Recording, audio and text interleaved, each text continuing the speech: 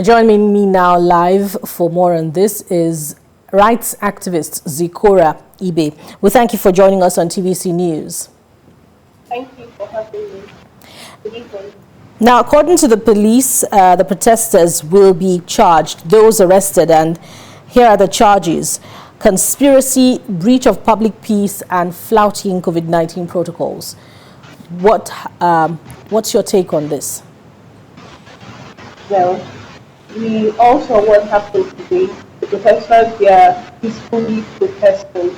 They came out to protest peacefully, and there were no signs of violence. These are just guys trying to express themselves over a little bit disagreement. However, this pattern has been established long before now.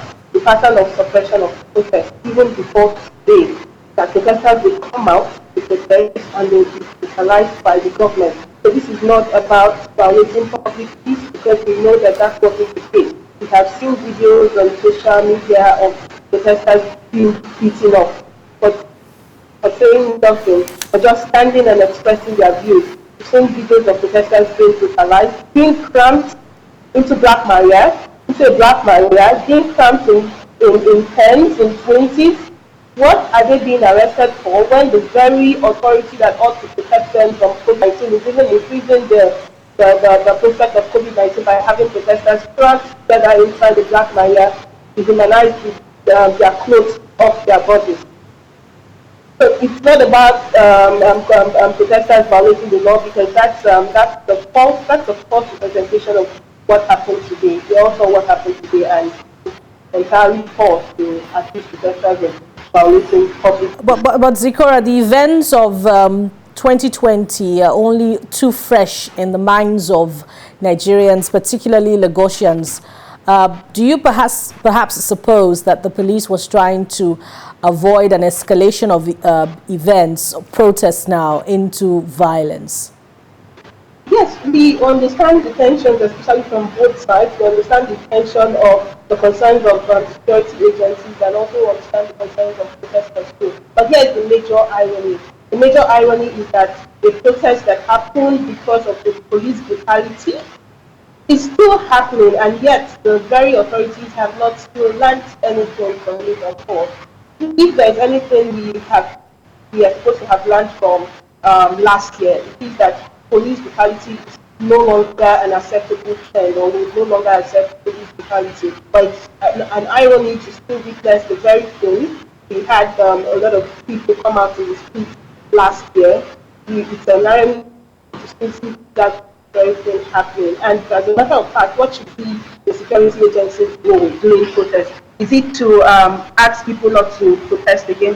The right to protest is the fundamental right enshrined in the Constitution of Nigeria. You can't just abridge that right for no reason or under any vague assumption. We are not in a period of war. We are not in a period of instability. And what the police should do is to ensure that protests happen, but under peaceful. That's the mandate of the police, to protect the rights of citizens to engage peacefully, to be there to defend the rights of citizens to peacefully protest without getting attacked. So when the very security agencies that are supposed to ensure the peaceful environment of protesters and demonstrators turn around to violate that very situation, then it becomes very, very worrying. Indeed, it's worrying, and from your response, there are huge implications of this arrest and charge for peaceful protests at public gatherings. So what line of action would you advise the civil society to take in order to ensure that the right to protest in the future is protected? Let me just say here now that the right to protest is never a privilege.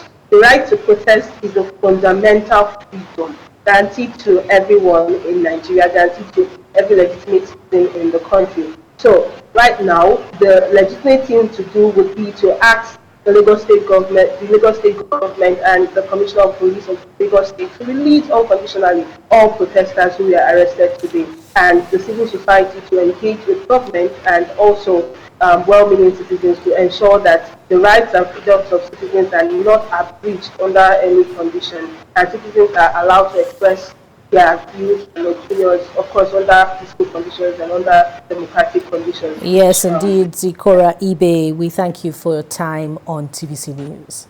Thank you so much for having me.